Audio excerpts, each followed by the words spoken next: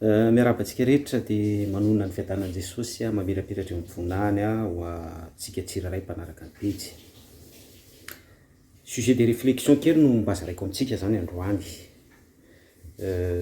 Tsy manakambara betsaka fa fitiniko amin'izao le izy hoe tsika malagasy tena champion du monde amin'ny famelan-keloka. Tsika malagasy tena champion du monde amin'ny fanatonoana ny amin'ireo izay nanao tsy mety tamitsika. Raha ohatra zany hoe misy olona mpampahory sy mpanao tsy mety mpanapatra fahefana antsika dia juste fotsiny hoe misy miteny hoe izay tsy nanota taminareo no kitorabato azy dia adinotsika izay. Ainsi de suite ny zavatra nisy sy ny tranga rehetra teo amin'ny fiainantsika malagasy. Inona moa ny tinambara? Ny tinambara dia izao. Tsara be izay toe-po zay. Tsara be ary Jesosy Kristy ary nampianatra hoe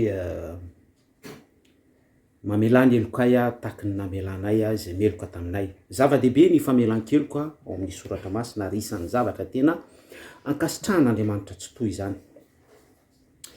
Tamin'ny voatselakotsika dia nahita ny président Adjaina, sucré du peuple, mambahoaka, nanapika hazavana teo amin'ny lapa-panjakana izy. Dia niarana nisa taminy ny vahoaka izay mankamamy azy 3, 2, 1, 0 tsika. Tonga dia namirapiratra ny lapa, namirapiratra i Madagasikara, namirapiratra ny sucre. Dia izay le hoe mamirapiratra izay par rapport amin'ny sujet antsika, adino daholo ny délestage, adino ny insécurité, adino ny mangidihidy amin'ny resaka varitsinjo, adino ny doublon, adino daholo izay tsy tokony ho adinoina. Mafy be tsika. Ary zay le toe-pony resahako teo hoe tsika malagasy tena champion amin'izay zavatra izay. Fa izao anefa, eto ny itondrako réflexion. Rehefa tapitra io vanim-potoana fanapihana sy fandrehetana jiro io interrupteur io zany, na koa hoe rehefa tonga ny cycle tsy maintsy vonoina amin'izay io satria tapitra ny fety mamirapiratra, Noël nantikorosana amin'izany, ny Christmas, zany hoe d'ici peu de temps zany, peu de jours, afaka 2 semaines na une semaine dia maty daholo amin'izay ny resaka illuminé, ny guirlande, ny mamirapiratra isaky ny elakelan-trano. Dia miverina indray ilay toe-po, miverina amin'izay ilay toe-po nanadiny teo, lasa hoe voafafa zany izay toe-po zay, lasa à côté indray izay toe-po mora manadino zay, zay toe-po namela heloka izay, fa lasa mitrena ao anaty indray le hoe saribakoly zao hoe tena oeraoery tsy mamely sy ny sisa rehetra, zany hoe miverina ratso noho ny tamin'ny voalohany indray. Ka izay zavatra izay no itondrako réflexion antsika hoe de nature humaine normale be izay zavatra izay. Zay fivandoko lokona tanalahy mivadibadika mena maitso fotsy sy ny sisa rehetra, loko isan-karazany LGBT, ohatry ny guirlande mirehatra maty, guirlande mirehatra maty, mazava maizina izay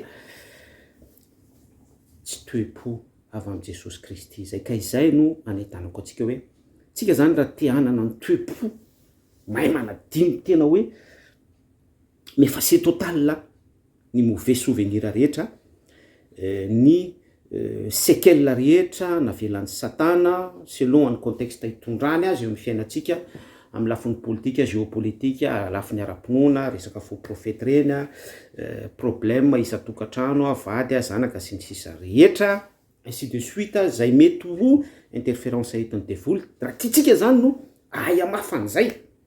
Amin'izay fotoana izay tsy tsika no mamafa fa Jesosy Kristy no mamafa azy. Jesosy Kristy ilay mitoetra atao anatsika, ilay fanahy masina mahazo toerana atao anatsika, dia tena valable any an-danitra mihitsy le hoe mamelany elokay tahaka ny namelanay izay meloka taminay.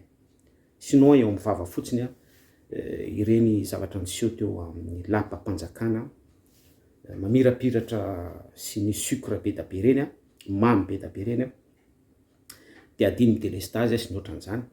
Fa rehefa tapitra ireny dia miverina mitrena sy mivoaka faroratra indray ny ao anatintsika malagasy.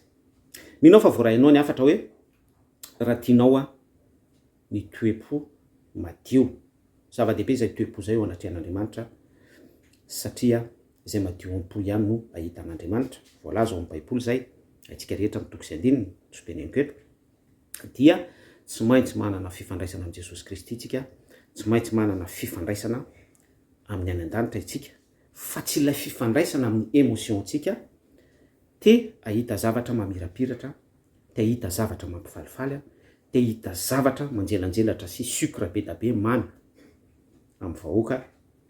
Tsy izay no trandrahantsika, tsy mitady an'izay relation zay tsika, fa ilay relation amb Jesosy Kristy izay no tena miapaiser atsika sy midélivrer atsika amin'izay esprit mitrena sy mandroatra izay. Miraso soa anao a, tianao Jesosy.